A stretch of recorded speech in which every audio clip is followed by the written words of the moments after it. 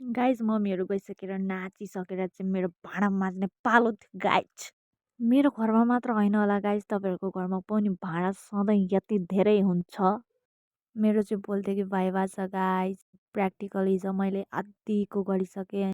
अनि भोलिको प्र्याक्टिकल चाहिँ मैले छुक्को थिइनँ है गाइज। अनि भाँडा माझिसकेर चाहिँ अब चाहिँ म पढ्नु बसौँ भनेको गाइज। ठ्याक्कै मामा माइजू अनि बोजू अनि बहिनी आउनुभयो गाउँबाट।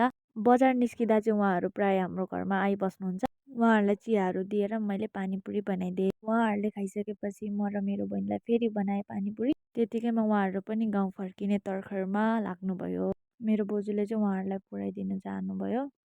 अनि यहाँ बहिनी फेरि रिसाउँदैछिन् भिडियो गरेर उसको। पाहुनाहरू गइसकेपछि चाहिँ म र मेरो बहिनी पानीपुरी खान बस्यौँ। गाइज मैले पानीपुरी बनाएको, बहिनीले चाहिँ चारो काटेर पकाउँदै थियो। नुन लागेन भन्छ गाइज। अनि म र बहिनी एकछिन बाज्यौँ अनि त्यसपछि मुभी हेर्दै खायौँ पानीपुरी गाइज। भोलि भाइभाको टेन्सन छैन गाइज। यहाँ मस्त पानीपुरी खाँदैछ इच्छा लङ्वा भन्ने मान्छे। मुभी हेर्दै, त्यो पनि कुन मुभी त्यो पनि थाहा छैन, बहिनीले आधीबाट चलाउँदै थियो।